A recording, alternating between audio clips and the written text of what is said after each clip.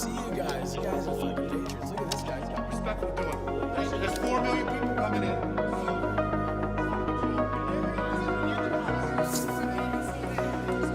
It's only a matter of time. Justice is coming. What is the cost of lies?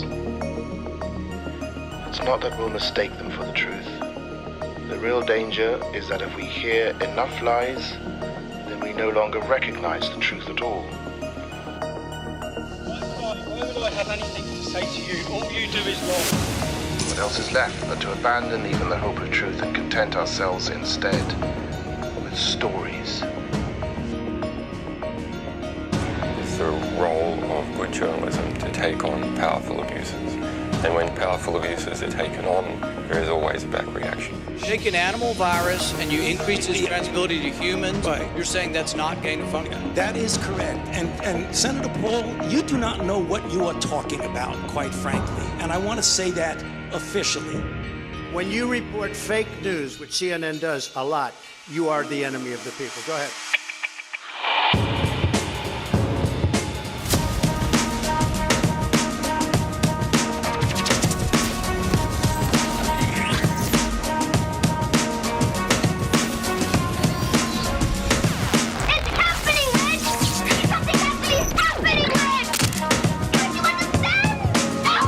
What I care about is the reality of goodness, not the perception of it. And what I see all over the place is people who care about looking good while doing evil. Fuck them. Okay?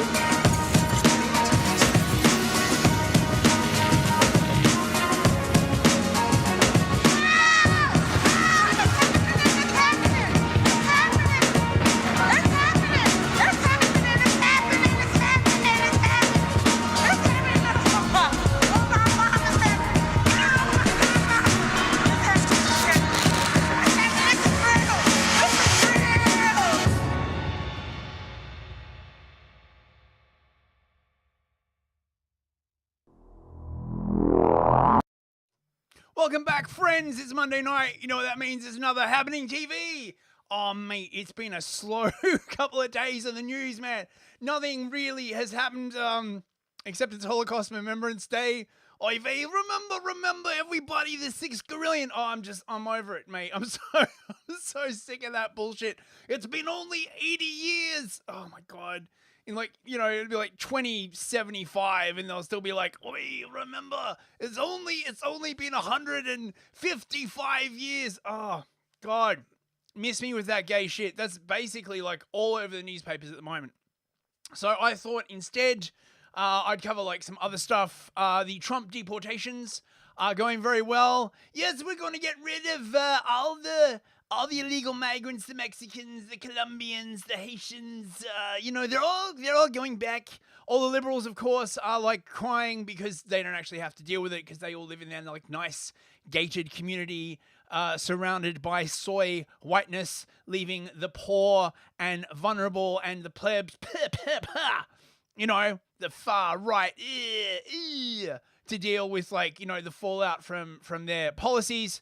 I'm totally here for it, mate. I'm really, really hoping that the lesson for the rest of the world from the Trump presidency will be you can just do things, right? Like you could stop the total bureaucratic control and paralysis that affects basically the entire Western world and just like do stuff, right? Because basically, right, the whole of the Western world has been sort of sustained by this essentially kind of weird displacement activity that's been going on. Displacement activity, it's this like psychological term for where you can't deal with a problem, and so instead you do all this kind of like other busy work to deal with the fact that you're not dealing with a problem. Well, basically most of the Western governments are essentially like this, right? When it comes to like migration or all these other problems, you can suggest any solution you want except a solution that would actually do anything to affect the problem. And the more this goes on, the more frantic this displacement activity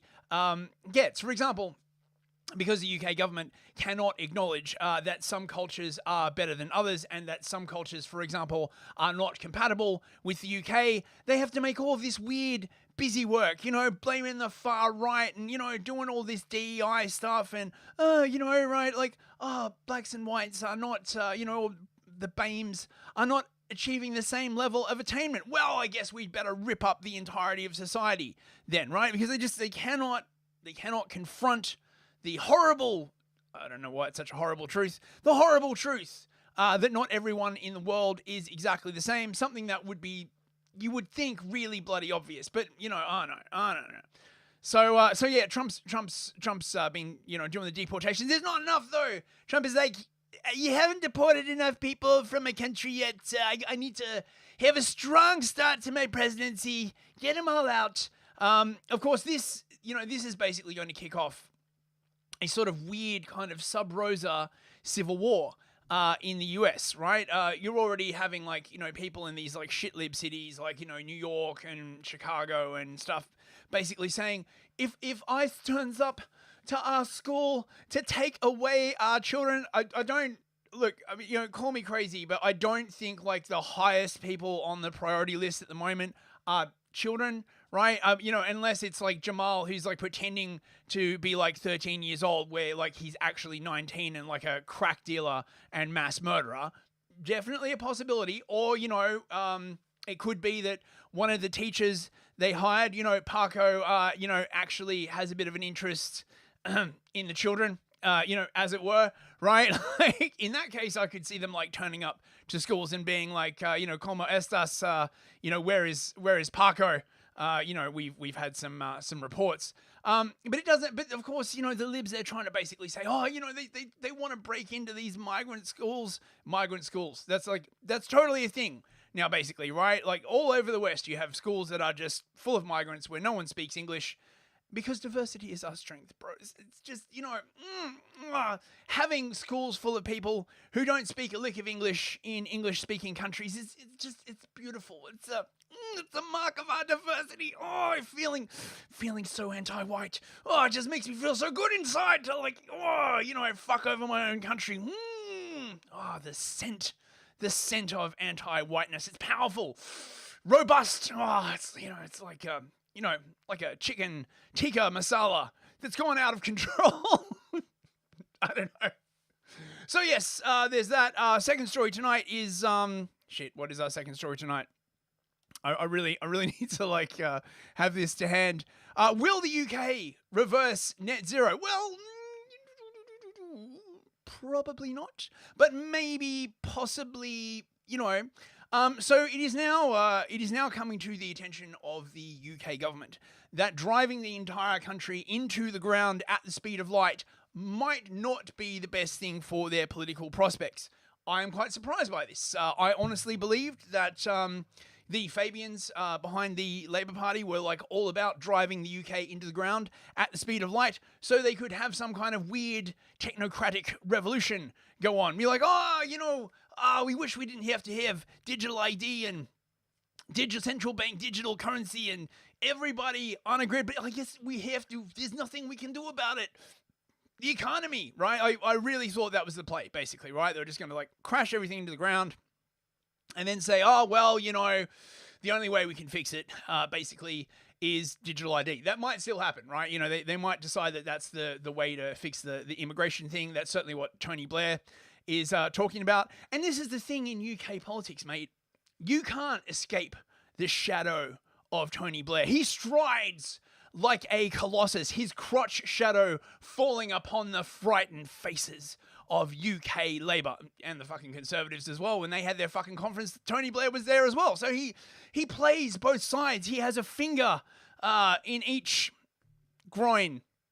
Right? It's kind of dirty and distasteful, right? Because that's what he does now. He's effectively like a government mercenary, right? He runs the Tony Blair Institute and he helps governments around the world solve their problems. I actually got a copy of his book the other day. I'm reading through it. And the crux of the matter is basically, right, Blair thinks that, he's a classical liberal. He thinks everyone around the world is basically the same.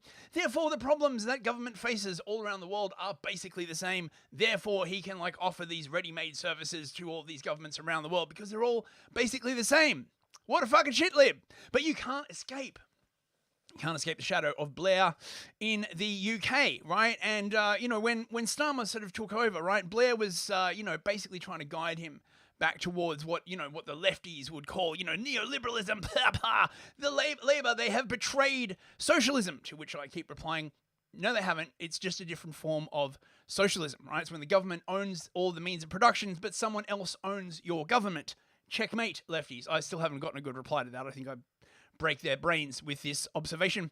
But anyway, there has been some realization that the UK economy is massively in the shitter. There is also the recognition that if Trump's policies work and the US takes off like a rocket, everybody in the UK is going to look around and be like, wait, why can't we do that, right? And then the UK government's going to have to say, well, America's full of the far right. But of course they can't really say that because they need to be on America's good side. So there is some noise that they might be rolling back on the worst of the net zero policies, which is probably the equivalent of only cutting off half of a person's leg up to the knee instead of cutting it off to the hip, right? And they'll just keep shambling along like some kind of weird zombie. And finally, our final story, Deepseek. AI, right? I was really searching for another story tonight.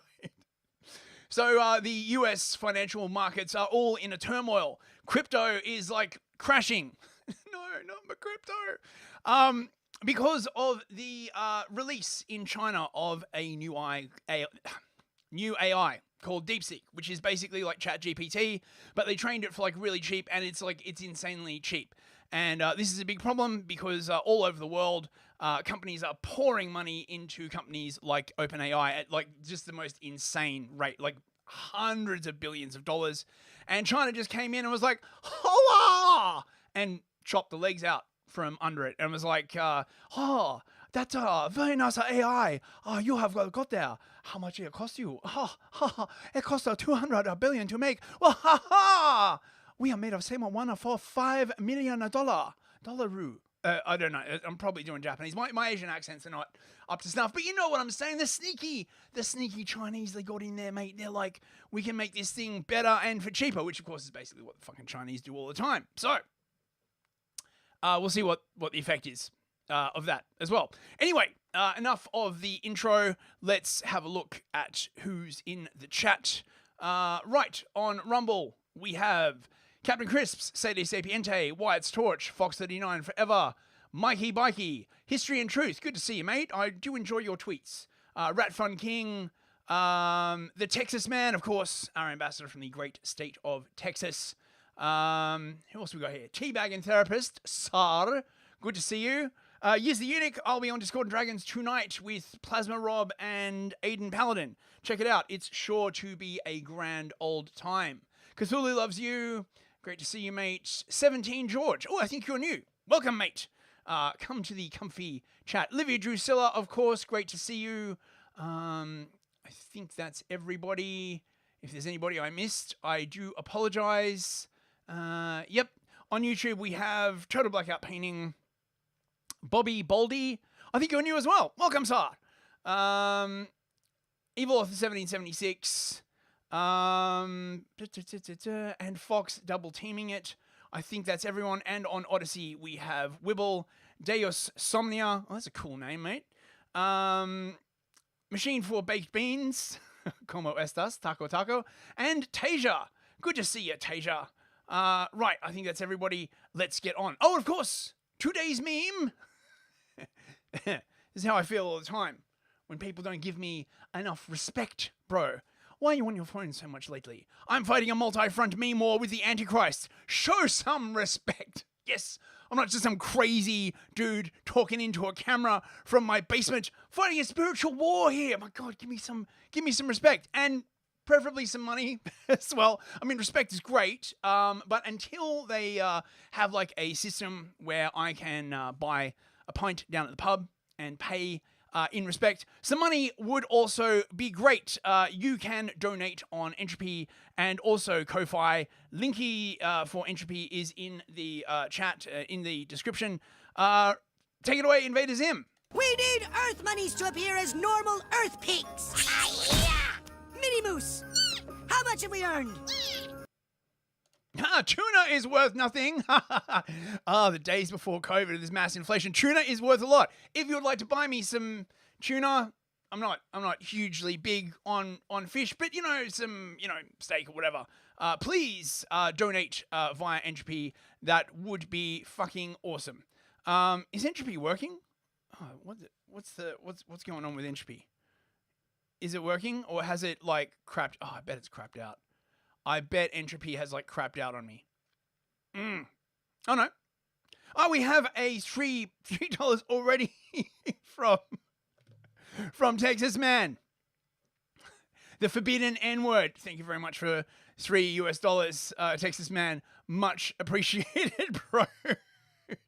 Pepe gives you the cheers, mate. Right, let's get on with the show, shall we? Let's see, what do we start with? Right, Trump issues ICE quotas in order to accelerate mass deportations. Yes, indeed. It's not enough, bros. They still haven't gotten enough of the immigrants. Deportations, they have to be ramped up. I want to see more Hondurans and Guatemalans and Colombians getting the fuck out of America. Loving it, mate. Like, just, providing an example for the rest of the world. U.S. Customs and Immigration Enforcement, known as ICE to everyone else, pretty cool name. Agents have been instructed to aggressively ramp up deportation efforts in the coming days. Instead of arresting a couple of hundred illegal aliens per day, ICE agents will now be instructed to increase those numbers. Those are rookie numbers. To anywhere between 1,200 and 1,500 arrests every single day, according to a report from the Washington Post. The quotas were detailed Saturday in a briefing with senior ICE officials who were informed that each of the agency's field officers should make at least 75 arrests a day. Field office leaders who fail to meet the new quotas will be held accountable. Bro. It's going very well. We're getting the bad, hard criminals out, Trump said of the deportation operations early this week while meeting with Hurricane Helene survivors in North Carolina. Mate, yeah, Hurricane Helene. That thing that like Biden was basically like, oh, gee, I wish that had never happened. These are murderers. These are people that have been as bad as you can get. As bad as anybody you've seen. We're taking them out first. Nice. Removing like foreign criminals from your streets. Oh my God. What a horrible, that's what fascism basically is, right? Is like not letting foreigners come into your country, loot, rape, and murder. I can't believe it. Such fascism. Oh my God, right? Like next thing you know, right? Trump will be like actually like doing policies that benefit America. Fascism. Everybody knows that every single leader in the world should have as their number one priority policies that benefit the global government. My God. Has he not gotten the memo? This is why Trump is a reactionary and a throwback and a fascist and all the bad words and a Nazi and all this kind of shit. Border Czar Tom Homan has long stated that the administration is currently focused on deporting major threats to public safety. Fascism. Don't you know those major threats to public safety have families? And what about the families of the people they hurt? Most of them are white, so it doesn't matter. White and poor, probably right wing, right? We're low key happy if those people get like fucked over, right? Such as illegal aliens with serious criminal records. Oh, they only have those serious criminal records because of social and economic circumstances, don't you know? Blah, blah, blah, blah, blah, blah. We gave them direction to prioritize public safety threats that we're looking for. We've been working on the target list, Homan told Fox News when reacting to early deportation efforts, which has resulted in hundreds of arrests and deportations in the early days of Trump's second term. Ay, ay, ay, la migra, como estas el taco? Fucking whatever. My Spanish is like really, really bad. But, maybe all the Americans down south won't have to like know Spanish as a second language now. We will see, right? Homan did stress, however, that anyone who entered the United States illegally can and will be lawfully deported. Fascism.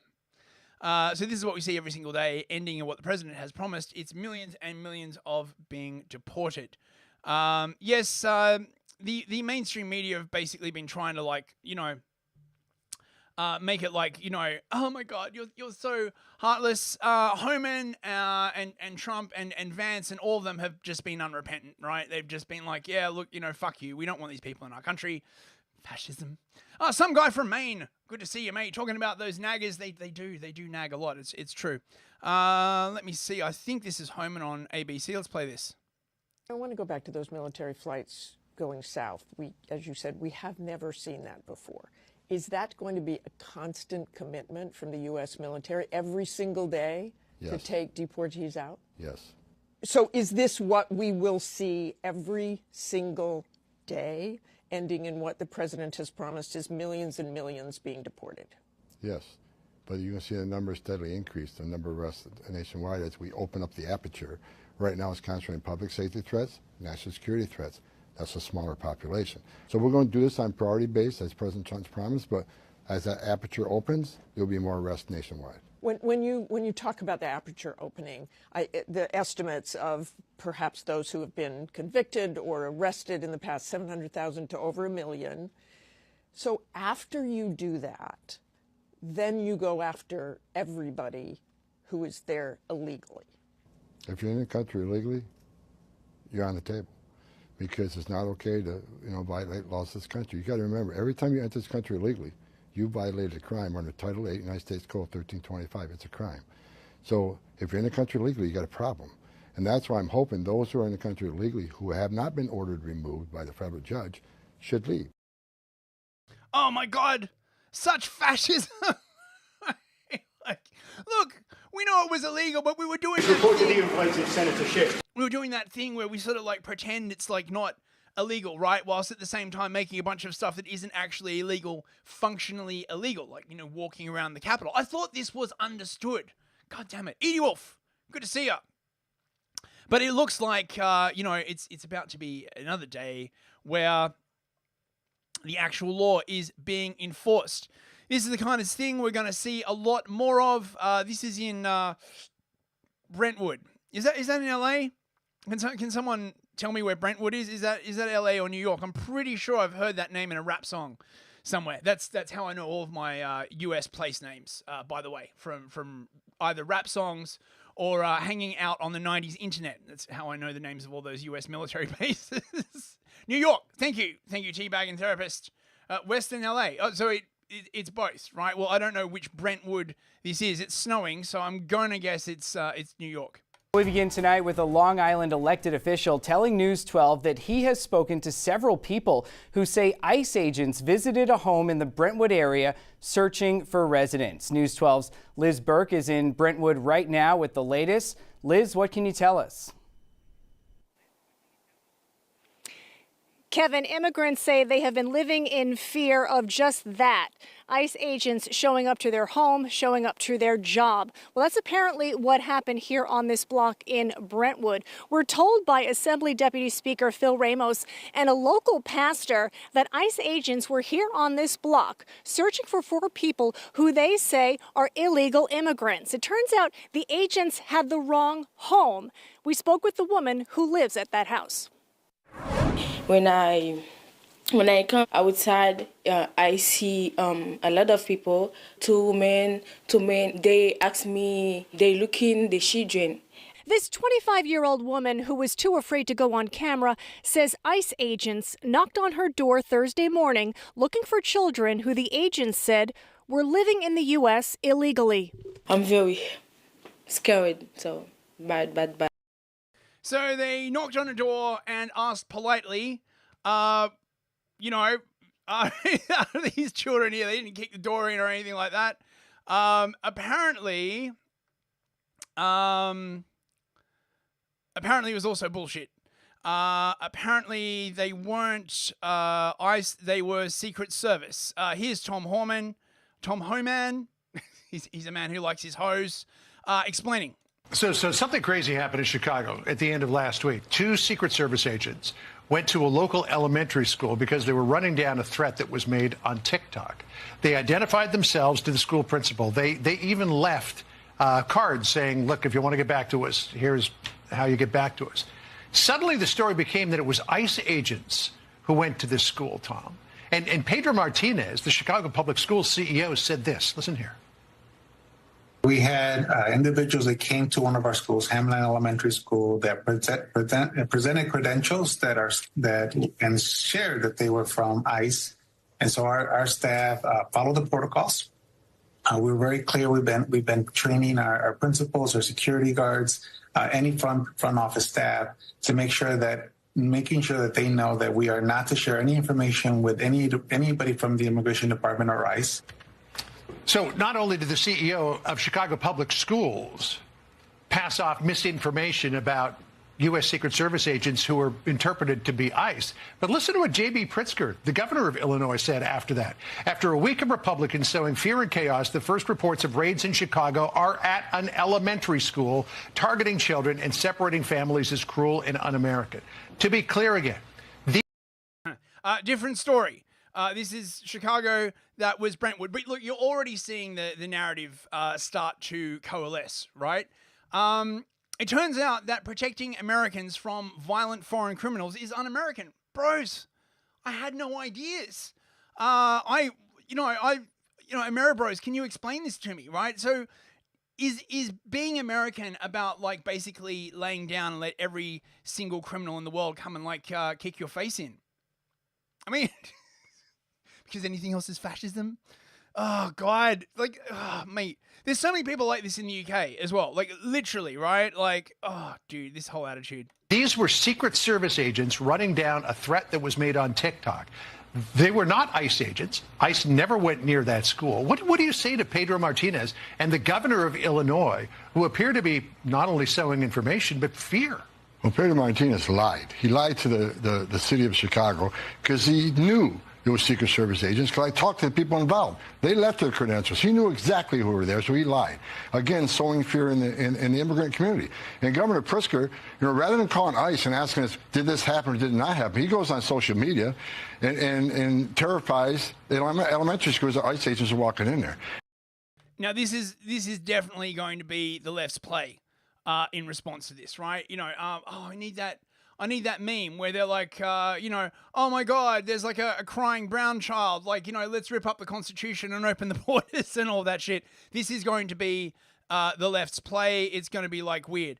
The de-wokeification is already happening at force. How it started, this is from 2023.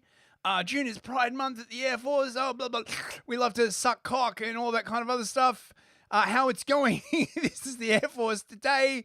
U.S. Air Force is supporting the Northern Command mission to carry out President Trump's executive orders on protecting the territorial integrity of the United States. The U.S. military being used to defend U.S. borders. I never thought I would see the day. Fascism. Fascism, bros. Everybody knows the U.S. military is there to protect the borders of Ukraine or, Guatemala or, just any place other than the US. I'm loving this energy. If it keeps going this way, we might actually start using the UK military to protect the borders of the UK. I know. Crazy idea, right? Oh yeah, this is already, wait, this is the thing I've already played, I think. Yeah, right, okay, so,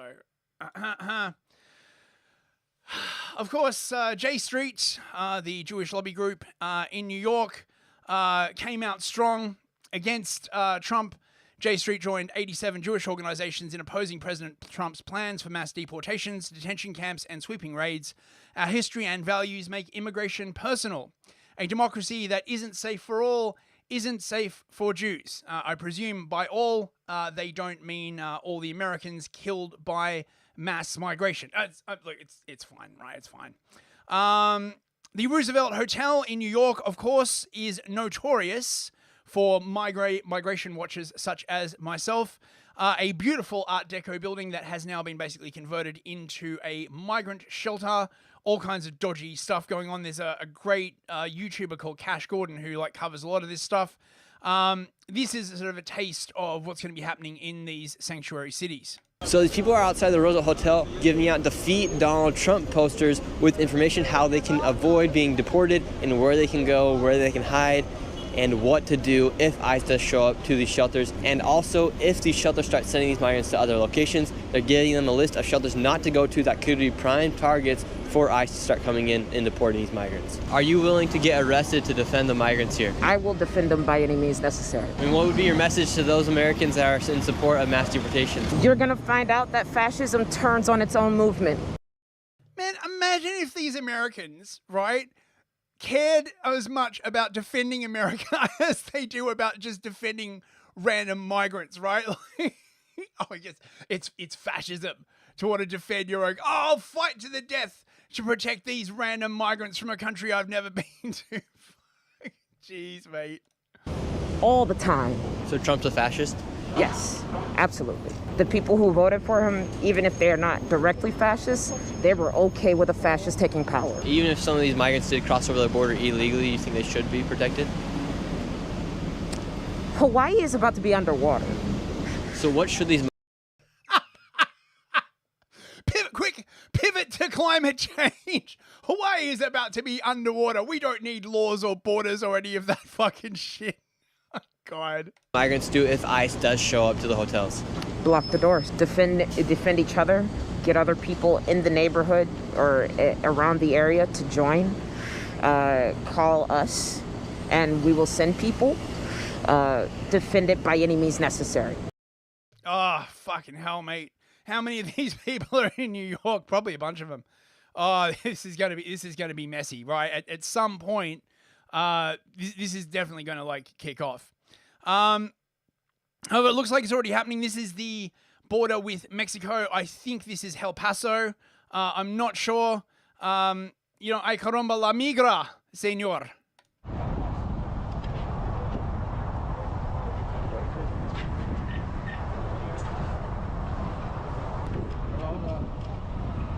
Hay mucha migra y todos están cayendo. No les recomiendo cruzar porque hay un chingo de migra.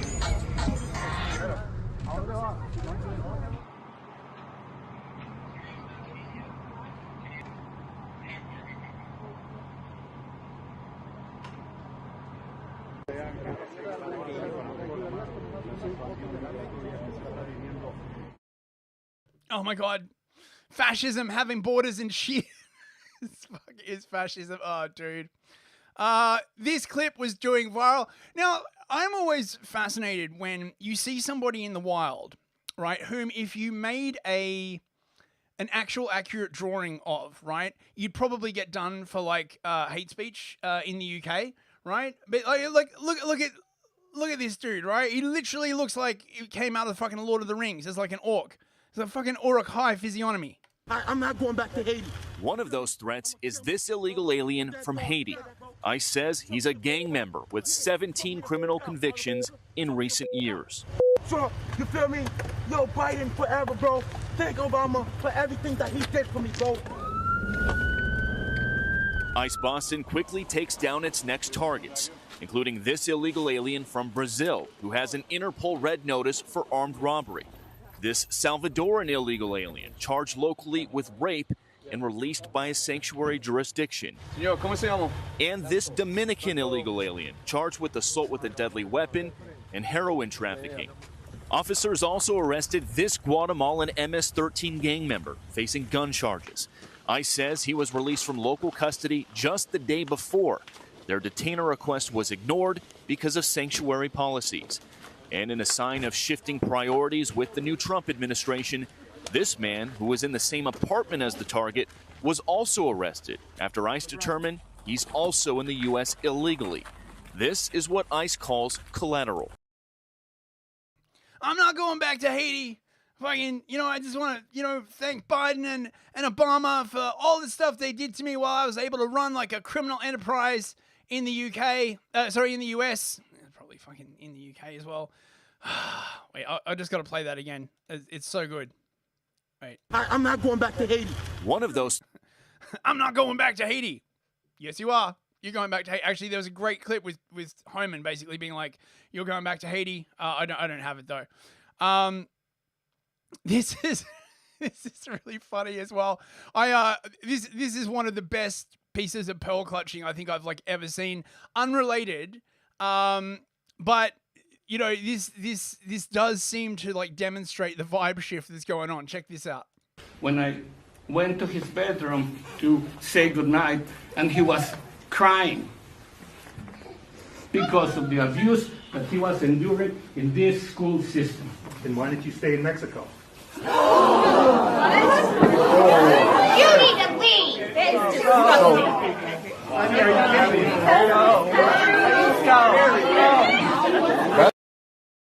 oh my God, how can you say that? You said the forbidden thing. Holy shit. Now, of course, there was another thing going on with Colombia, right? Colombia originally was saying that it would not accept deportation flights. Basically, apparently the issue was that the immigrants were handcuffed for the flight to Colombia.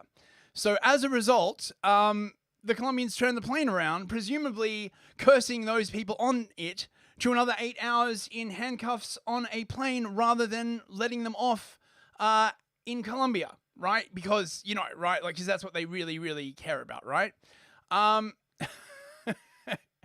Then Trump basically came out and said, yeah, you're free to do that, but we're also going to like announce like 50% tariffs on Colombia, enhanced border checks, no inbound visas, all this kind of like stuff, unless you take them. And literally within like a couple of hours, Colombia basically like folded, and they're like, oh, actually, look, we'll send our presidential plane to take them back.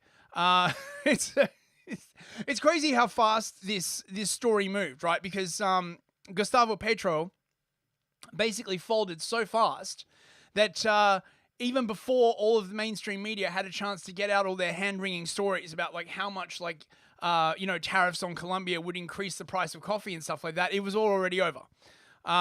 So Trump like winning massively, and then Trump posted this picture. You fuck around and you find out. Fucking crazy, right? Now, this is a really, really good thread. I just want to like read some of this, right? To fully understand just how remarkable today's exchange with Colombia was, you need to understand how DC has traditionally worked through these sorts of issues and the different way it works now under Trump. So the traditional approach would be, Colombia announces it will not take our repatriation flights. On Monday, the State Department convenes an interagency task force with DoD, NSC, DEA, INS, ICE, Commerce, Treasury, and Homeland Security. The task force meets for 4 days and develops a position paper. The position paper is rejected by the Secretary of State, who was unhappy that insufficient equity considerations were built into the process. The task force then reconvenes a week later to redevelop 3 new equity-centric courses of action and create a new position paper. The process is then delayed a week because Washington, D.C. gets 3 inches of snow. Then the Secretary of State approves the new position paper for interagency circulation, and considerable input is received from the heads of other departments so that the task force must reconvene. Then the original 3 proposed responsive courses of action are scrapped in favor of a new 4th course of action that achieves the worst aspects of the 3 prior courses of action but satisfies the interagency. Someone in state who disagrees then leaks this to the Washington Post, who writes a story about how ineffective the presidential administration is. Then the White House Chief of Staff sets up a session 3 days later to brief the president, who approves the new 4th course of action. Over a month after the issue is first raised, the State Department Public Affairs Officer holds a press conference announcing that Colombia has agreed to try to send fewer criminals into the US, and everyone declares victory. This is how it used to work. The Trump approach. Colombia announces it will not take repatriation flights. After a par 5 third hole where he goes 1 under par, Trump uses his iPhone to post on social media as to how the USA will destroy Colombia's economy if they do not do what the USA demands. By the time Trump gets to the par 4 6th hole, Colombia's president has agreed to repatriate all the illegal Colombians in his own plane, which he will pay for. Trump then finishes 3 under par, goes through the clubhouse for a Diet Coke, where he posts a gangster AI image of himself and the new FAFO doctrine, winning. So it's truly a new world. Mate, this story is running long. Fuck it. Vance is also on fire. He was on CBS's Face the Nation with a whinging white bitch who, they're all like, yeah, but what about the migrants? Enjoy. Well, Margaret, I don't agree that all these immigrants or all these refugees have been properly vetted. In fact, we know that there are cases of people who allegedly were properly vetted and then were literally planning terrorist attacks on our country. That happened during the campaign, if you may remember. So clearly not all of these foreign nationals have been properly vetted. But there are 30,000 people in the pipeline, Afghan refugees. But my primary concern as the vice president, Margaret, is to look after the American people. And now that we know that we have vetting problems with a lot of these refugee programs, we absolutely cannot unleash thousands of unvetted people into our country. These people it's are not vetted. good. These people are vetted. Just like the guy who planned a terrorist attack in Oklahoma a few months ago, he was allegedly properly vetted, and many people in the media and the Democratic Party said that he was properly vetted. Clearly he wasn't. I don't want my children to share a neighborhood with people who are not properly vetted, and because I don't want it for my kids, I'm not going to force any other American citizens' kids to do that either. No, and that was a very particular case. It wasn't clear if he was radicalized when he got here or while he was living here. I don't really care, Margaret. I don't want that person in my country, and I think most Americans agree with me. We'll be back in 1 minute. No, you can't say that. What about the poor migrants? What about the Americans? Oh, fascism. Fascism. This has been doing the rounds. This is Selena Gomez breaking down, because, oh my God, the migrants, many of which would probably, literally rape and eat her. Honestly. I just wanted to say that I'm so sorry. All my people are getting attacked. The children. I don't understand. I'm so sorry. I wish I could do something, but I can't. I don't know what to do. I'll try everything, I promise. I just wanted to say that I'm so sorry. Shut up, silly woman. Fucking just fuck off. Meanwhile, in the UK, 50 relatives of asylum seekers join them every day. Yes, it turns out if you're an asylum seeker to the UK, you not only get asylum, but you get to bring over all of your relatives as well. Because why not? Why not? Right? What even is England anyway, right? What even are the English? Do the English even have a culture? Oh, God, this country it's just a meme country at this point, right? Right, so on to our second story. We're running a bit late. Oh, I'll have to speed it up. It's all good. So, as I was saying in the opener, it does look like the Labour government is look, one of the things about being in opposition in government is you can just say stuff, right? You can just criticize the government, every single thing that they do. Once you get in power, you have to actually do stuff, and this is a big difference, right? And although while they were in opposition, every single time someone brought up the whole net zero thing and saying, oh yeah, you're going to completely crash the country into the ground, they're like, what about the climate, right? What about the sea level rise? Yeah, what about it, right? Fuck off. If we all starve to death, right, there's not going to be a planet for anyone to enjoy, right? And probably all these anti-natalist types under their breath oh, for good, I hate humanity, I hope you all die. Well, then you can fuck off to, I don't know, the middle of the ocean, right? And just die, right? And leave the country to the rest of us who actually enjoy being alive. I know, controversial opinion. That's what you come here for, right? Is the spicy, controversial opinions that people in the governments should facilitate their citizens having food and electricity so they don't freeze to death. Oh, mate, I am the most controversial person on the entire fucking internet at this point.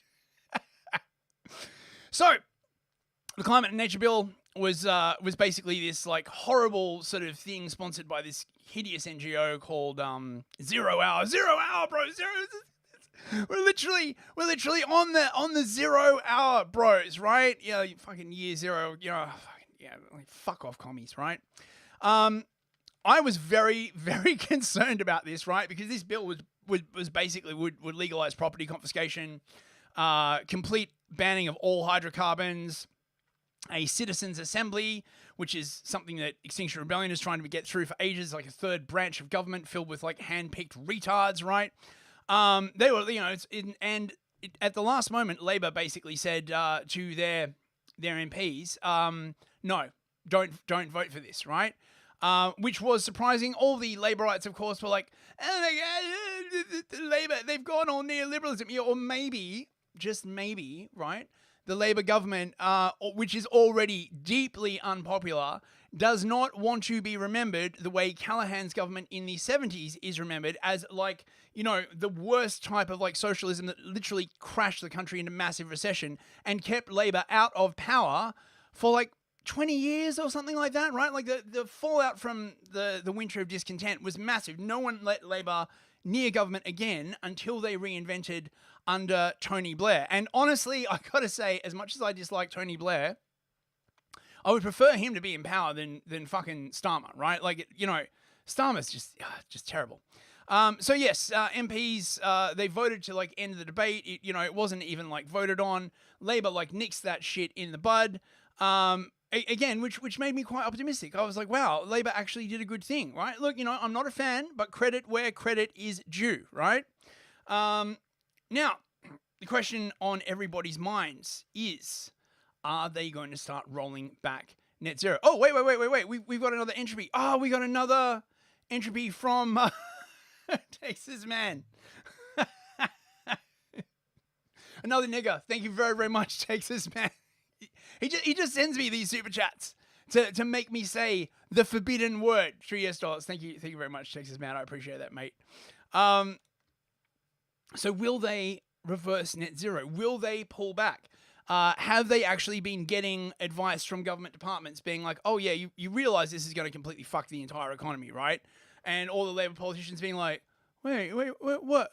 I was told green energy was like safe and effective, bro, right? Like, like it's like the vaccine. It's, it's got science behind it. It's got what scientists crave.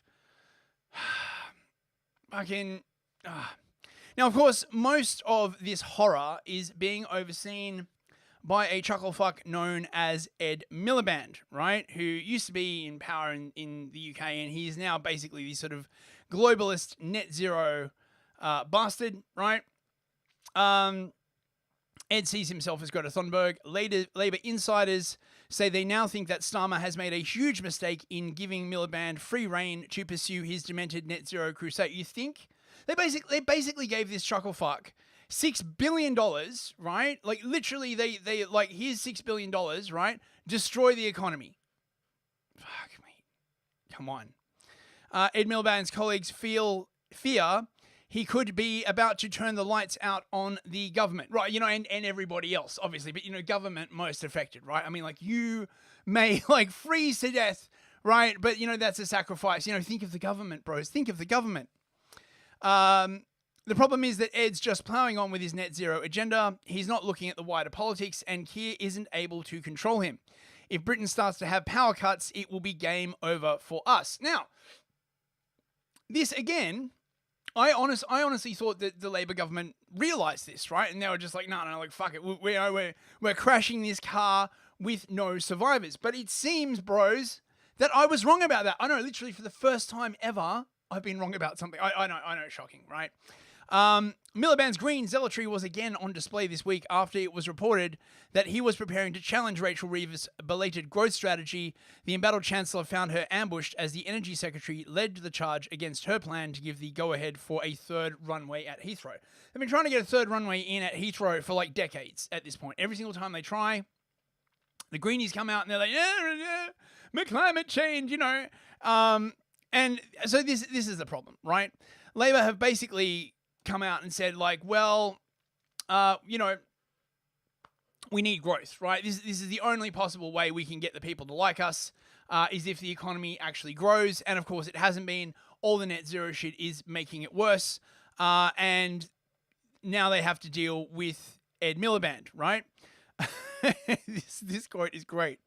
Before the election, Keir Starmer basically did a deal with Miliband. Another minister revealed to me, he said, look, I don't want you to have too much of a public profile because it will remind people too much of the past. Why is he in your government then? But I'm going to give you energy and you can have free reign to do what needs to be done. What needs to be done? The problem is, of course, what needs to be done is to cripple all of the UK's energy infrastructure. 2 weeks ago, we nearly had like a full countrywide blackout. I think it was like the closest miss since like 2011. Completely self-inflicted wound.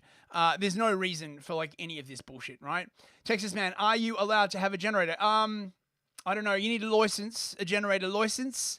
I'm not sure. I think you are allowed to have a generator. I'm not sure. I imagine generator sales are really picking up at the moment, actually. And of course, back to the 1970s. I remember sitting in the dark in the 1970s. it became pretty normal for us all. This is a Tory minister. He's one veteran Labour MP. It became pretty normal for all of us, but it wouldn't be normal for the current generation. It would be a game changer, and I'm not sure Ed properly realizes that. Yes, well, if the grid went down, if the national grid went down, presumably all the mobile phone masts would go down as well. The internet would go down, right? Now, not only would all of the TikTok spurgs like go crazy, but the government would be completely deprived of all surveillance capacity, right? This is how the government knows what's going on in the country now, right? They use the internet to, spy on people and measure sentiment and all this kind of like other stuff, right?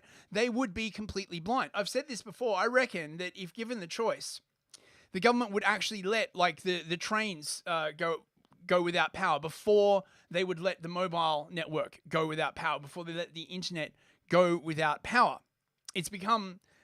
The internet and mobile internet has become the most crucial infrastructure of all. So it's looking like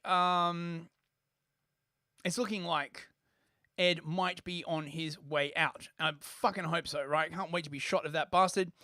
There is a misconception that political opposition to the rush to net zero is confined to the reactionary right. Well, of course, this is what they were telling us about, like literally everything bad over like the past 5 years. Oh, you're against vaccine. Oh, you're the reactionary right. Oh, you're against net zero. You're the reactionary right. You're the far right. But it turns out that even ordinary people like having like heating and stuff. Fascism. Let's see what else we got here. Now, of course, part of the reason for this is that the UK economy is in the toilet, because of my far right, I suppose. No, it's because Labour got in and did what they always do, started taxing the shit out of everybody. They slapped VAT on schools. They just, and all the millionaires are leaving, right? And of course, socialists, they never understand the concept of capital flight. I mean, the intelligent ones do, which is why they basically say that you've got to instantiate socialism on the entire planet all at once to stop the bourgeoisie from fleeing with their ill-gotten capital gains. It's horrible bourgeoisie. Taxes are now just insanely high. Everyone's fleeing to like Dubai or to like America. The only place with more millionaires leaving is China, and of course, because China has such a huge population per capita, it's much worse, right? The UK is just hemorrhaging money, right? No one wants to invest in the UK, and their ratings are in the toilet. It's basically like horrible. Rachel Reeves, of course, who claimed to be an economist, but actually was just someone who worked at a bank. It's messed up. It's messed up. The question is, will they do a U-turn? Now, despite all of the noise that Trump has been giving Starmer, they did actually have their first presidential phone call, I believe yesterday. And Trump was very, very nice. He basically said, it was lovely talking to Keir Starmer. He's like a great guy. So he's probably, Trump's probably doing this like carrot and stick kind of like thing, basically, right? Rat funking, hemorrhaging talent and skills. Yes, exactly. Everybody's like, eyeing the exit, right? And all the people who could afford to leave quickly have already left quickly, leaving all of the poors, basically, right behind. So at the moment, Trump's being very, very nice to Starmer. And there's stuff like this coming out, basically, right? Now, I had been cautiously optimistic that Trump getting re-elected would, in fact, change sort of the rest of the Western world. There's that old saying, right? Everybody's drinking America's bathwater. What America does sort of filters over to the rest of the world. And it's starting to look like that old thing about global socialism is applied now today just as much as ever, right? If America starts basically prioritizing economic growth, everybody else is going to have to do it in order to keep up. Not just because all the companies are going to leave the UK to the US, but because everyone in the UK is going to be like, well, Mom, the Americans are doing it. Why can't we do it? Well, we're not America. Yeah, but why? Why can't we have heat and electricity, Mom? Why? because of climate change. I don't care about climate change. I'm cold. What are you? My 6-year-old child is a far-right fascist. Mom, I'm cold. We ain't got any food. Think of the climate. But Mom. It's so fucking ludicrous. Oh my God. So Trump's basically coming out. He's like, drill, baby, drill. This massively undermines, like, you know, all of the really, really stupid arguments they have, particularly in the UK for climate change. The UK represents, like, I mean, they even admit the UK is 1% of global emissions. China's going full ham. India's going full ham. The US is now going full ham. But we all have to, like, starve and freeze to death because of the climate. The climate. Fuck off. I still get hit up by these people on fucking Twitter trying to, like, argue with me. You don't understand about the climate. You don't believe in climate change. No, I look. Even if climate change is real, right? Us all freezing and starving to death is not going to stop it, right?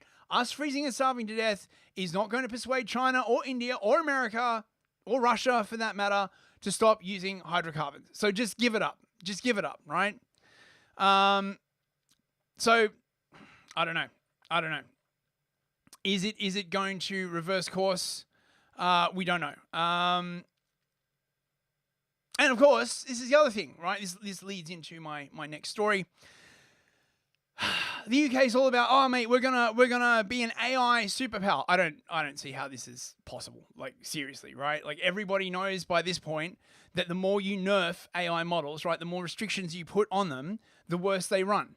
And since the UK is very, very keen in stopping people from, like, saying hurty words, I don't know how you could even develop a large language model in the UK. Right? You know, because, you know, they'd probably put a bunch of laws in and say, oh, you've developed this lovely large language model. That's very nice, right?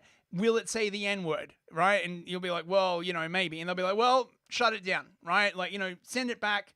Make sure you chop its brains out until it is incapable of saying the N-word. Early iterations of ChatGPT were like this, by the way, right? Like, you know, it was very, very heavily nerfed. And it was retarded. It was shit, right? And then Grok came out, which was, like, less censored, and now, like, you know, the sort of censorship is rolling back, right? The other thing about AI, of course, is it requires insane amounts of energy. Where are they going to get that energy? From the wind and from the sun. Oh my! I had some fucking retard on Twitter tell me that the reason why wind power is viable is because the wind is always blowing. I don't know how to argue with someone who like, the wind is always blowing. No, it isn't. Like, fucking what the fuck? Oh, we got an entropy. I don't know why the bleep isn't working. Texas man, again, for $5, I will use more hydrocarbons. I would as well, Texas man, but unfortunately I can't afford them because they're very expensive. They're very expensive. Victorian time traveler, good to see you, mate. Right. So yes, AI is going to use tons of energy. They've got AI growth zones. I don't know how the fuck any of this is supposed to work, right? Basically, at the end of the day, either the Labour government has to prioritise growth or prioritise net zero and everybody starving. So I wait and see, right? Speaking of which, Senor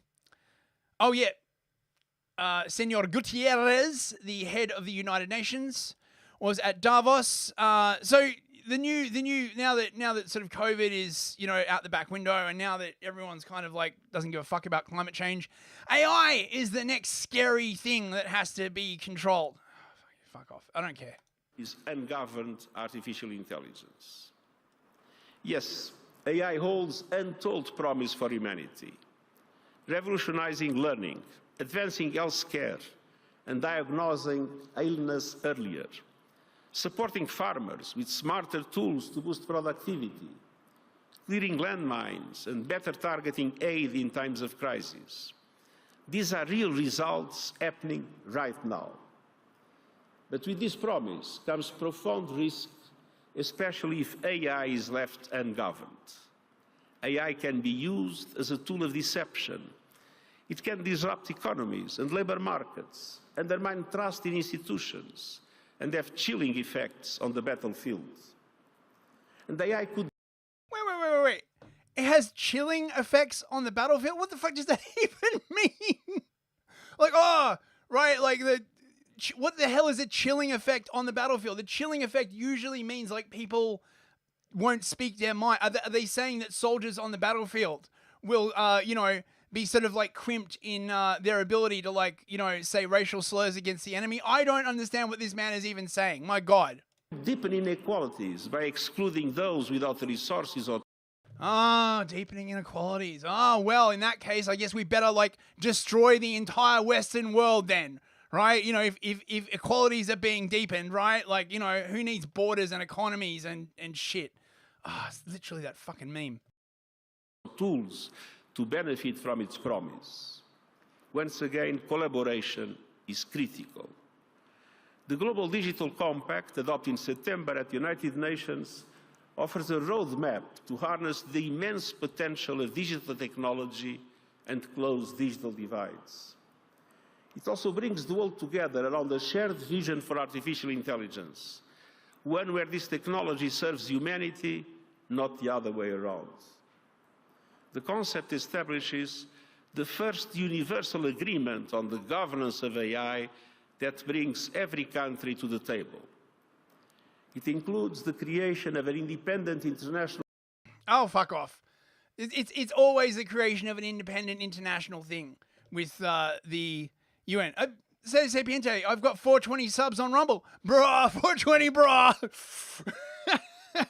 Everyone take a bong hit for Rumble. Exactly, bro. 420, bro. That's pretty fucking awesome, man. Man, every one of those subs are like real. I like, it's been a long, hard march, bro. Like trying to smoke a really, really, really large joint. So yeah, fuck that guy. Right. So final story, sort of.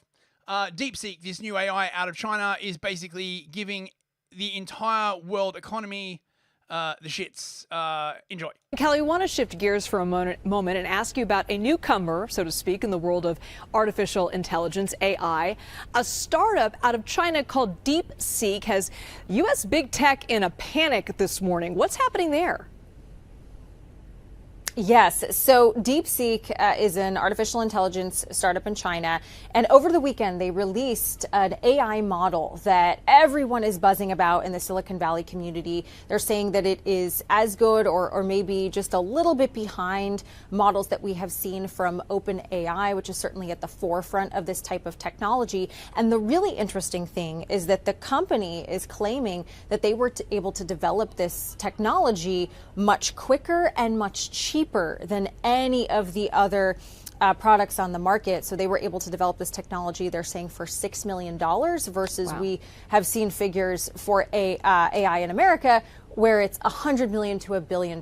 And so the reason why you're seeing all of these chip stocks like NVIDIA really take a hit in the market today is that the idea is you wouldn't necessarily need this type of heavy computing power that these chips provide these different companies, because this Chinese company, according to them, we don't have any way of verifying these numbers, were able to do that without these high-powered chips. A lot of questions there, but before we go, Kelly, I want to ask you about the future of TikTok. We're here. Don't care about TikTok. We're talking about AI, right? Now, this is quite an interesting story that's sort of flown below the radar that could have serious implications. So I was testing out Deepseek. It's basically like ChatGPT. It's not anything like amazing. I did get it to like make a bunch of joke gender studies articles, which were pretty funny, academic papers. Oh, you can follow me on Twitter at malinformedtv, by the way, if you would like some more of my hot and spicy takes. Deepseek, Status Sapiente, if you could post a Twitter link, please, in chat. Yes, thank you very much. Deepseek, global markets crash on cheap China AI panic. US equity futures and global markets are tumbling as rising weekends fear that China's Deepseek R1 AI platform could lead to a collapse in capex, that's capital expenditure. Spending plans have culminated in a wholesale rout of tech names around the world. And since tech is by far the most important sector to global equities, almost nothing has been spared, with the possible exception of the energy sector.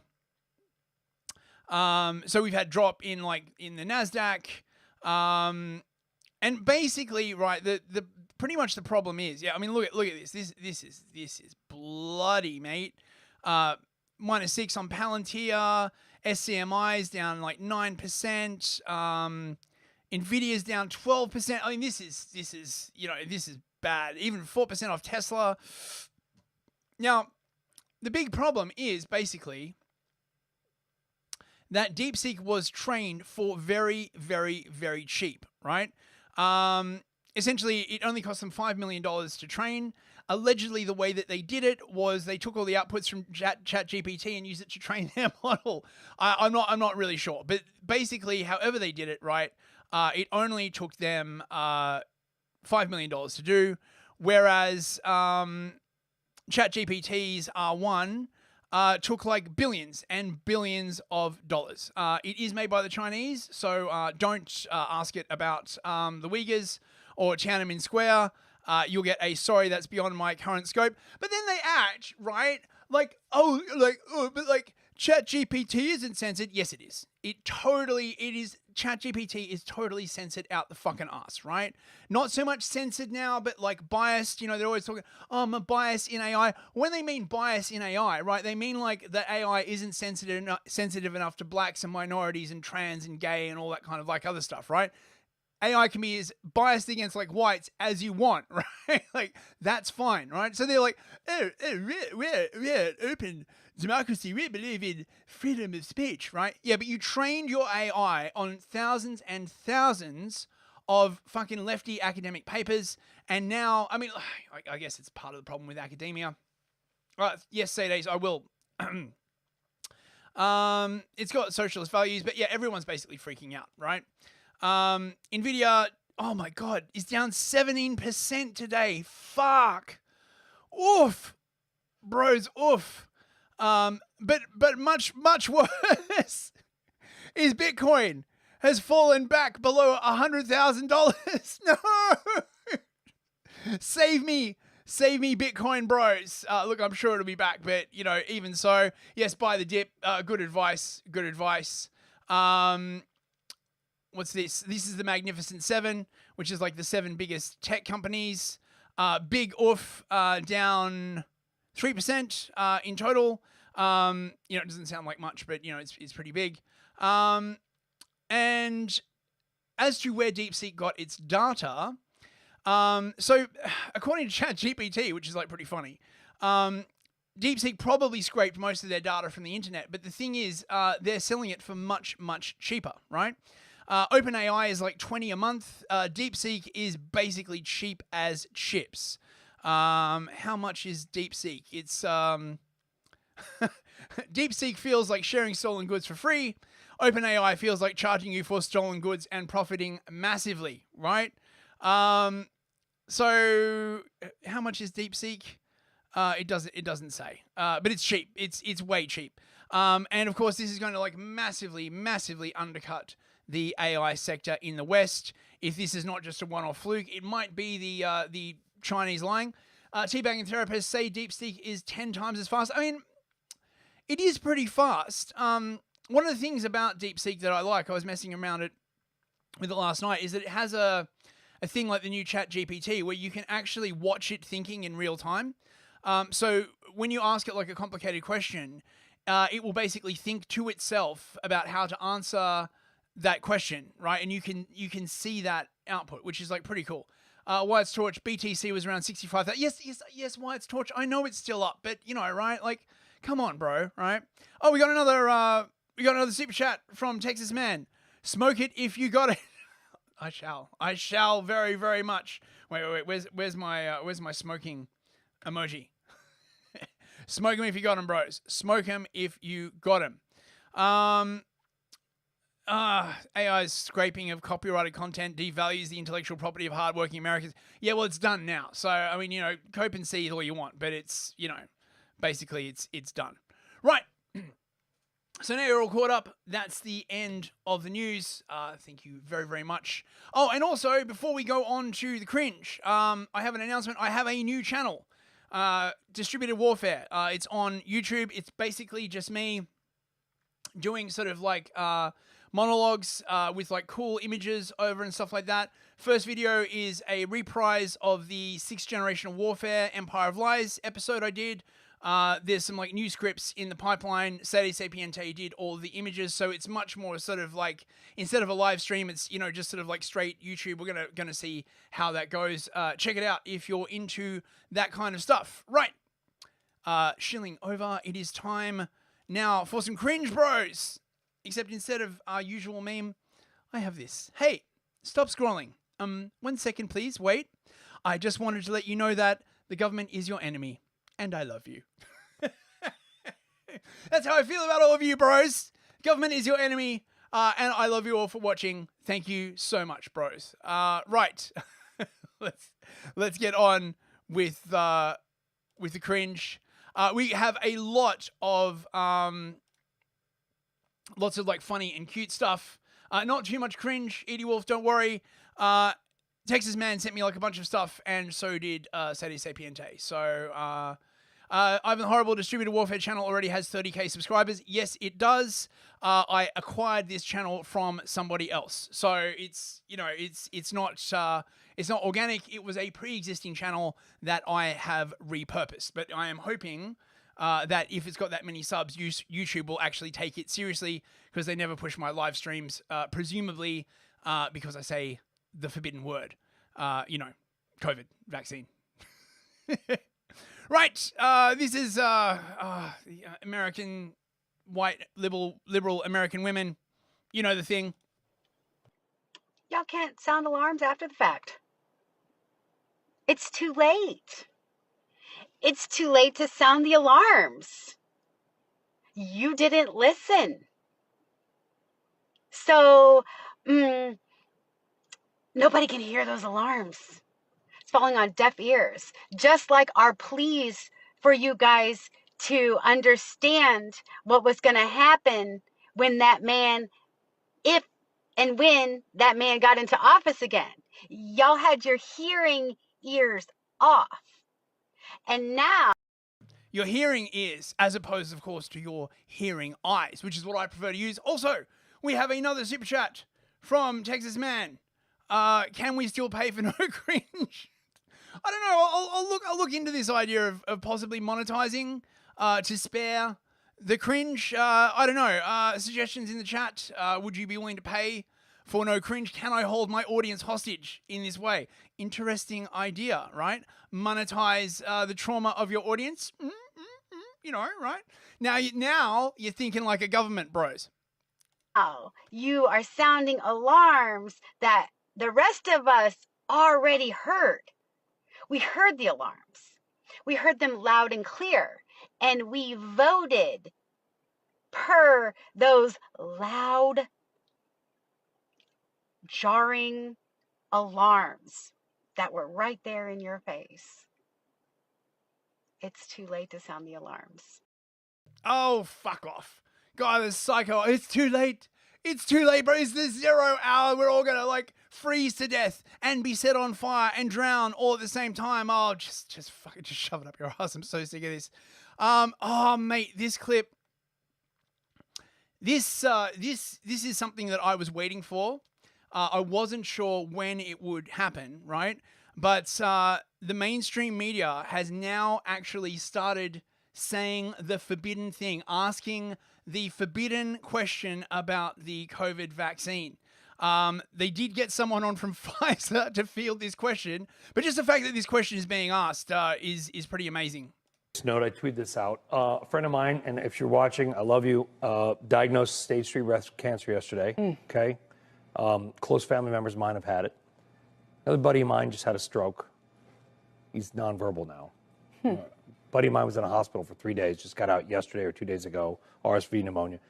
I know I'm getting older. I know we're all getting older. Is it just me or is everybody sick? Like the level of RSV, pneumonia, all this stuff going around, strokes, breast cancer. The New York Times did a story on breast cancer spiking. Doctor, can you give us an answer as to why? Because you know where I'm going with this. A lot of people point to COVID and maybe even the COVID vaccine because they don't know. What is it? Yeah, look, we don't know is the answer. Some cancers are going up, you're right, colon. We don't know. It's a great mystery. Yes, cancers are going up. Yes, everybody's sick. Who can say? Perhaps it's something in the air. Perhaps the astrological sign. By the way, right? Former FDA commissioner This motherfucker used to work at the CDC and he now works for Pfizer, right? So they didn't put now works for Pfizer. They're like, oh, former FDA commissioner. Also, we got another super chat from Mikey Bikey for no cringe. I'm liking this idea of holding my audience hostage. Thank you very much, Mikey Bikey. I appreciate that. Have a nice dancing girl. Right, back to the chuckle fuck from Pfizer. Cancer in particular, the incidence has been going up, particularly in young under people. 30, yep. Right. So we don't understand that. Some people believe it's related to changes in the U.S. diet. As far as the infectious disease. Oh, yes. Changes to the U.S. diet within the last 4 years. What are the odds? What are the odds? What changes to the U.S. diet are you talking about? Probably people eating more red meat. Am I right, bros, right? Probably all of those far right people drinking raw milk. It's gonna give you cancer, bros. It's gonna give you cancer.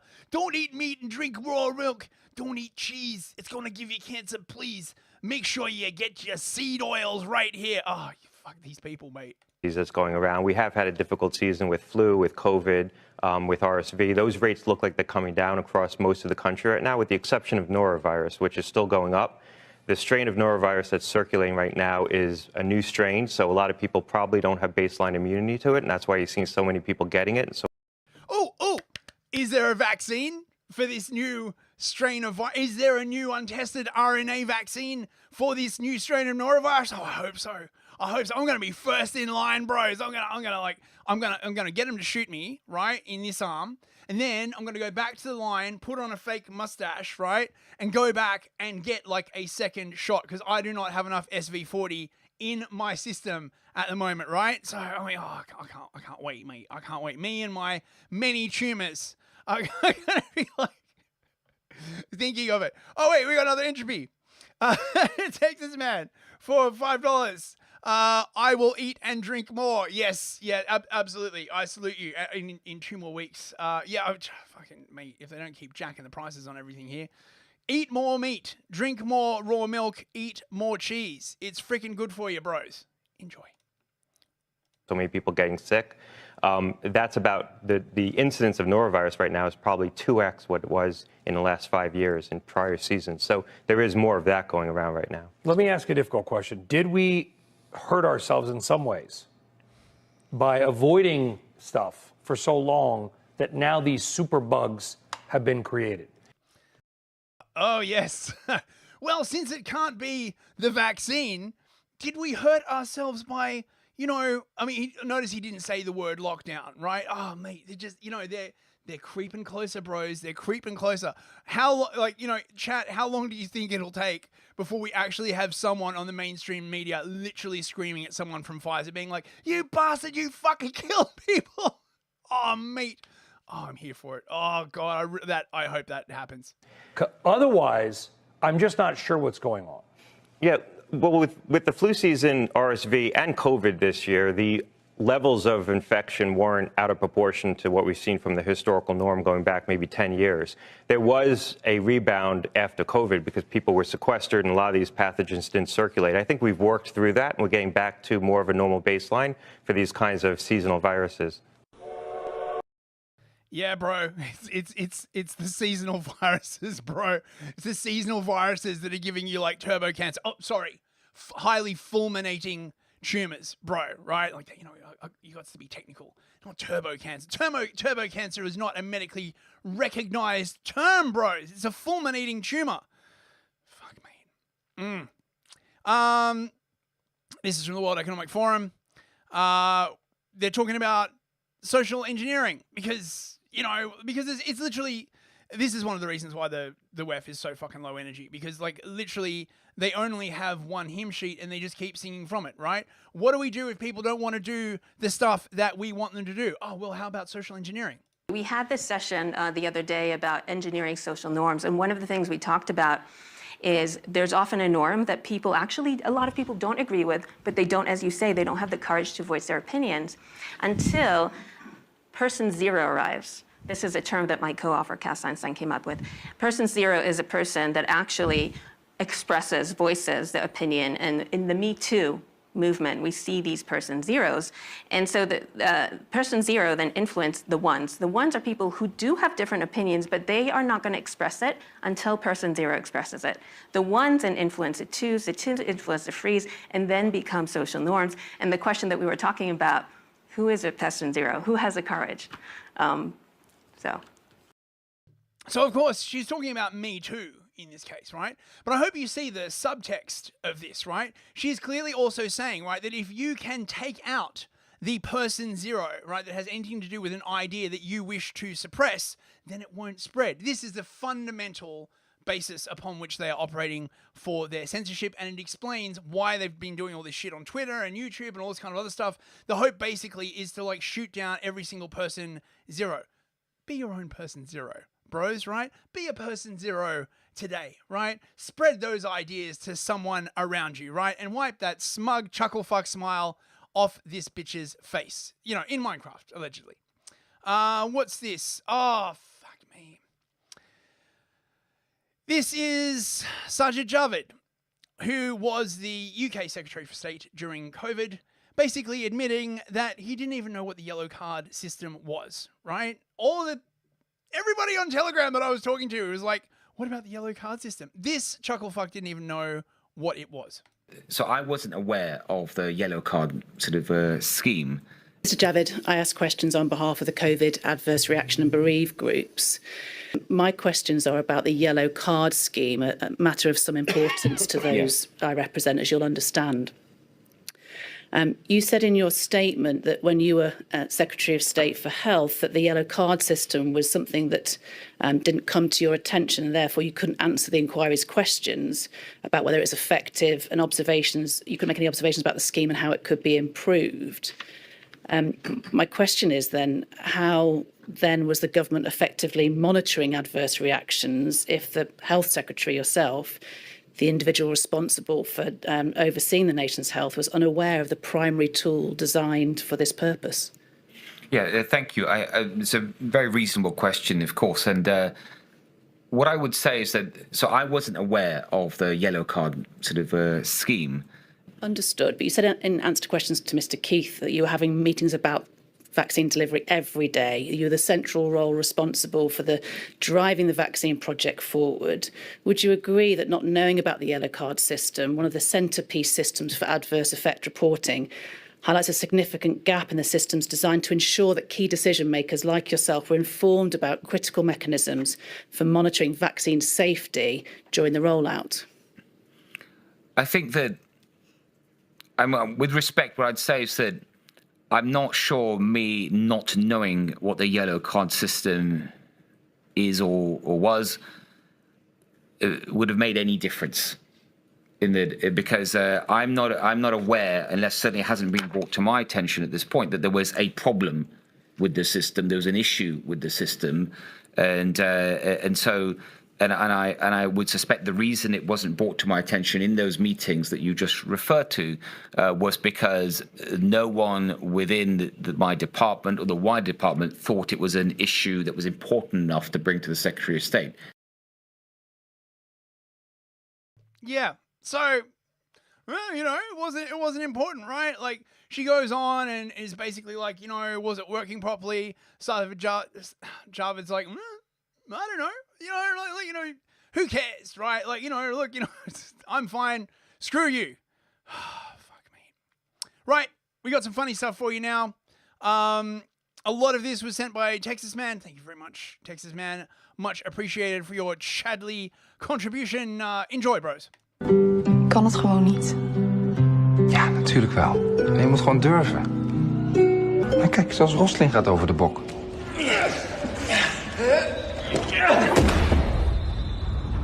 Roslin, mogen wij straks misschien bij Engels bij je afkijken? Nou, wat denk je? Oké, kom. Dan gaan we, Jet.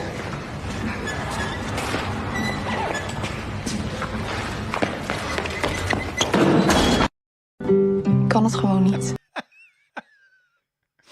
So inclusive, bros. So inclusive. Love it.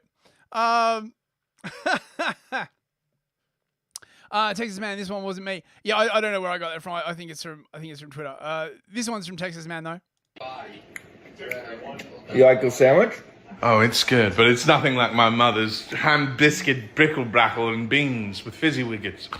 They used to make roasted ham squash with spittle spattle and a side of biscuit gravy. And we'd have that every morning at the Leaky Spoon. This is absolutely true. This is exactly what it's actually like in the UK. I love me some brickle-brackle at the Leaky Spoon. This is good. Here's why Muay Thai does not work in a street fight. Look, he can't pivot his kicks if he's wearing shoes on concrete. And his guard is so high that he can't sprawl for takedowns. So now watch what happens when... Always a problem, that. This is from Boyscast. Sede sent me this. Thank you, Sedes. Are you a politician that gets bad coverage in the press? Getting called mean names like fascist or orange. Then you need your very own Elon Musk. Your Elon Musk will soak up all the bad press coverage so you can focus on doing the things you love. Whether you want to kill a spending bill, Musk will take that coverage. Sound off about the California fires, Musk will take that coverage. Roll back DEI, Musk will take that coverage. Maybe you want to get rid of a couple genders with an executive order. Musk will even toss a Nazi salute up there to keep them off your back. When the load gets heavy, don't ask for a lighter load, ask for a broader Musk. There's nothing the press loves more than a shiny new villain, and this new villain can be yours for the low, low price of giving him an efficiency department. But don't take it from me. Bad press Elon, that's what they call him. The worst press I've seen. Everyone hates him, and I mean everyone. Not me, though. Everyone loves me. It's getting hot in here. And Musk can be your cold plunge. And if you buy now, we'll even throw in one red-pilled Zuckerberg that'll take a quick peek at Bezos' wife's jug so the press will call him a perv. Side effects may include that after he's overshadowed you, the press might write articles saying that he's overshadowed you. This is great. Check this out. I built a gun piano to make music from pain, but there was a problem. No one wanted to stand in front of it. But eventually we found some music students that said yes. So let's try it. Okay, redo?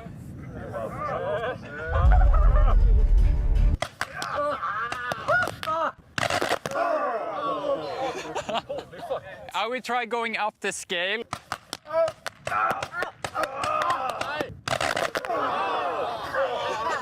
Shooting them definitely created a lot of sound, but it wasn't music. However, I had an idea. Look at these microphones.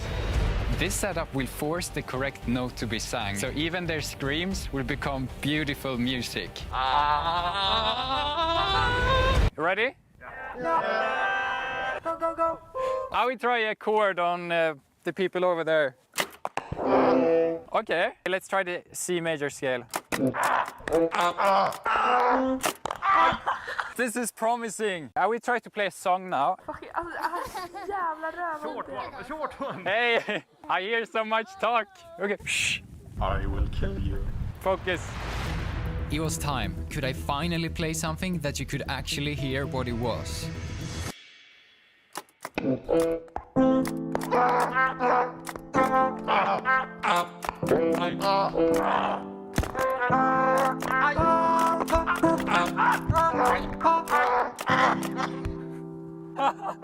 Finally! If you want to hear Rush...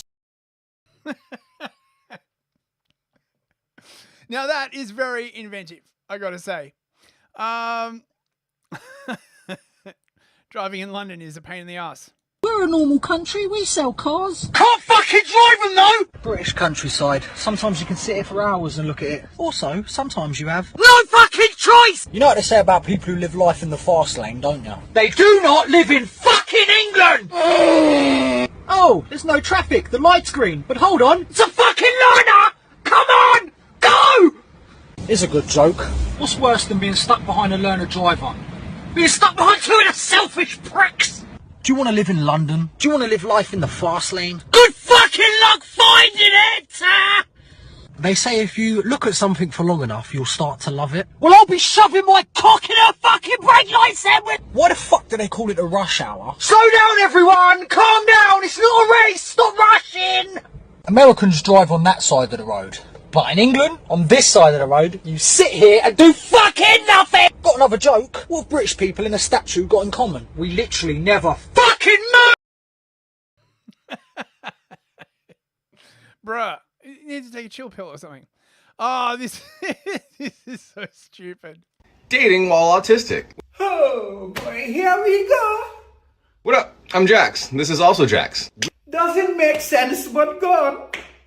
We will be your experts on dating while autistic because we are autistic and dating. What do you mean you guys are dating? Isn't she like 2 years old and you are like 42? Hello, FBI? We're both trans, which will come up at some point. Jesus Christ, okay, bro. You two together seem sus. But we'll get there eventually. They are nonverbal and Obviously, because they is like 1 year old compared to you, and you have to be at least more than 1 year old to be able to talk. I have DID. Bro, come on. How many things do you have? Leave some for the rest of us. Not that we want it, but so greedy. They don't talk, and I can talk too much sometimes with one of my alters who are able to.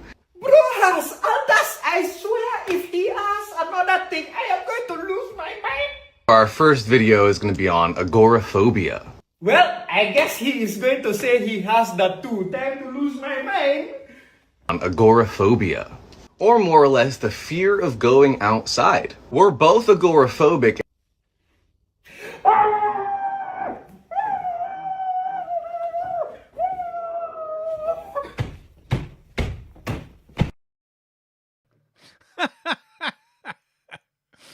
Oh, dude, this is good. Oh yeah, this is great. This guy needs a fedora though. I say, old boy, what do you believe brought our universe into being? I believe God created it. Ah, yes. God. A being which you cannot see, taste, touch, smell, or hear, and cannot scientifically prove, created everything you see, my dear boy. Pity. It breaks my heart when I see young people as bright as yourself believing in delusions that are only becoming of Bronze Age Homo sapiens and Neanderthals. Well, what do you believe? What do you believe created the universe?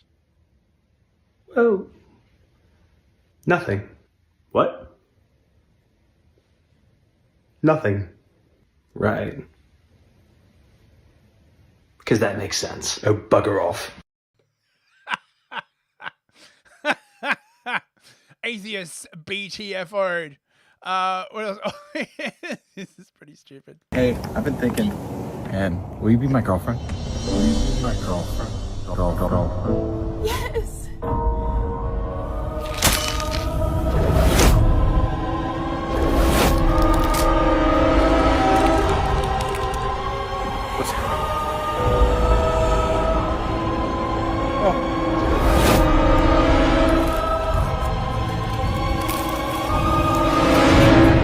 I feel bloated. Can you tell me I'm pretty? Do you miss me? You never spend any time with me. My stomach kind of hurts.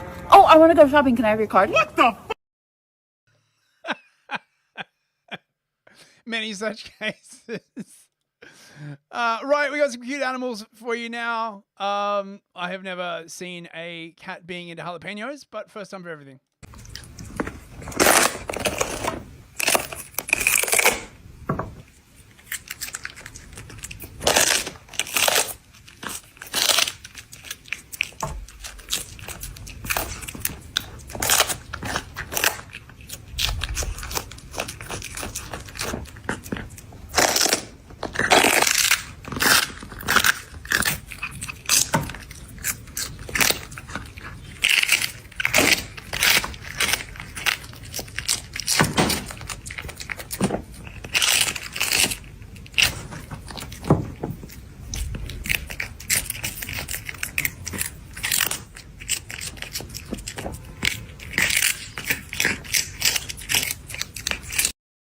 So apparently that is not a jalapeno, it's a green pepper.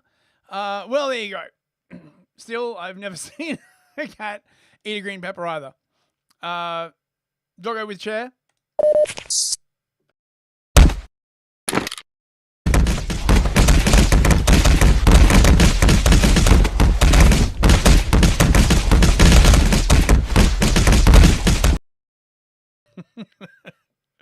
What else have we got? Oh, this is good. This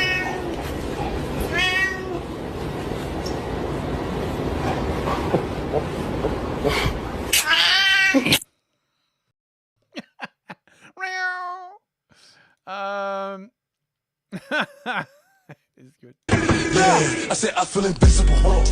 It's 100 niggas in the spot. I won't keep going. It's 85 just to walk on. I don't talk to these niggas, cause a lot of these. Come on. Come on. Get up. Aww.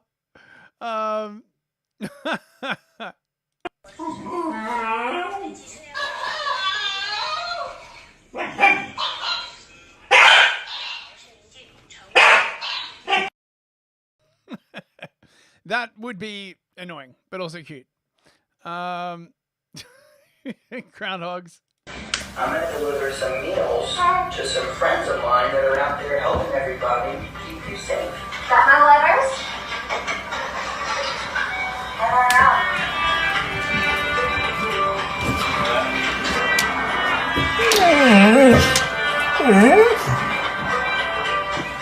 Way to go. The Chad Hedgehog.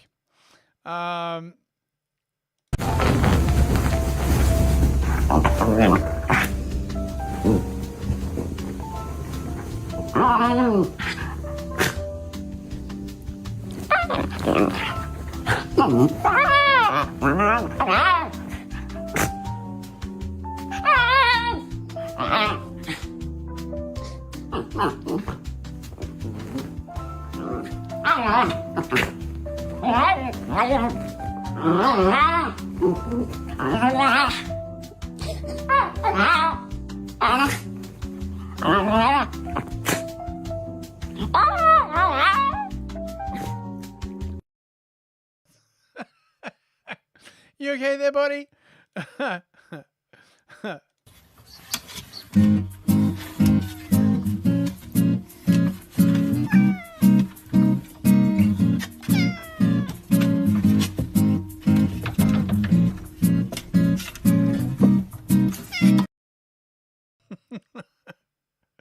What else we got? An actual caterpillar, bros.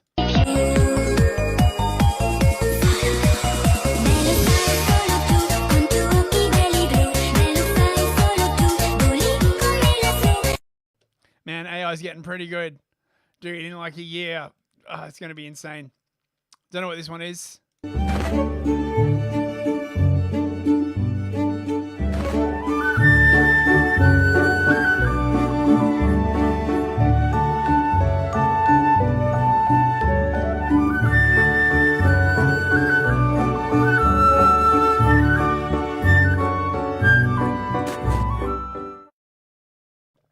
Oh man, minks are so cute. What's this?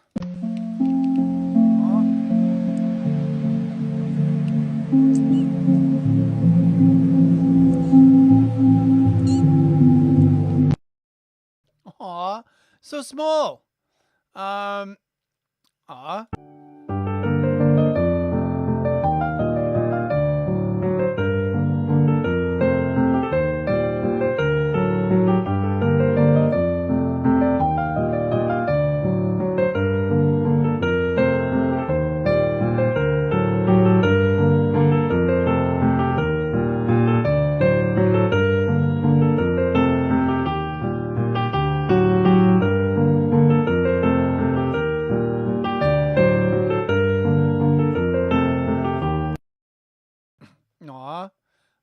What else we got? Foxes, this is for you, Fox.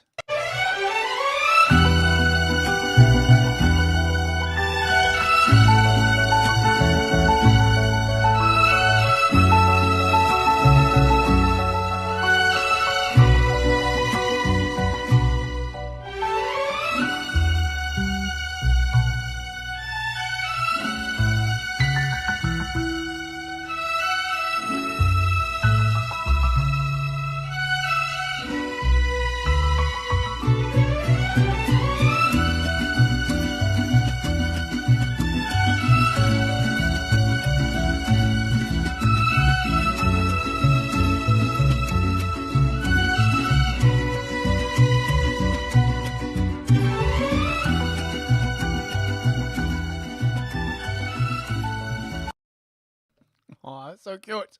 And our final cute animal video of the night. This is great.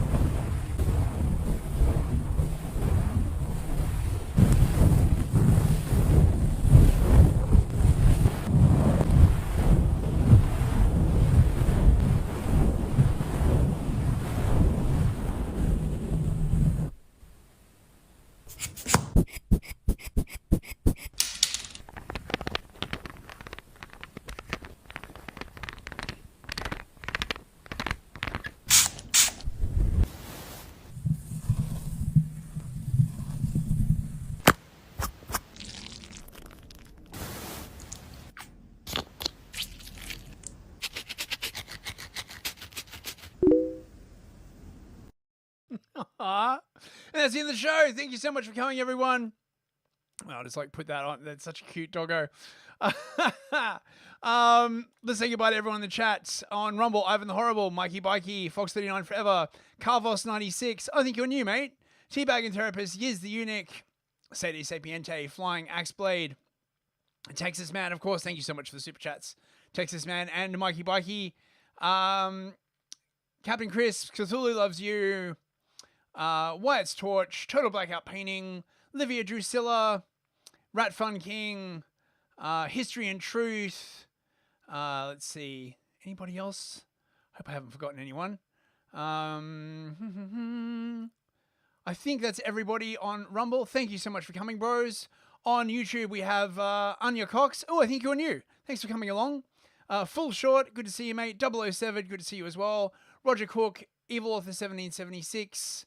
Is that everybody on YouTube? I think that's everybody.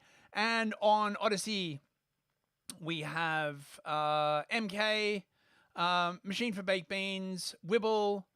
Was Tasia around? I think Tasia might have been around. Roadie1, Deosomnia. Everyone on Odyssey's got such cool names. And Wibble. Great to see you all, guys. I'll be on Discord and Dragons tonight in about an hour and 20 minutes, along with Plasma Rob and Aiden Paladin. Come along, it should be fun. And, of course, I'll be back on Thursday for another Habbening TV. Do not forget to check out Distributed Warfare on YouTube for,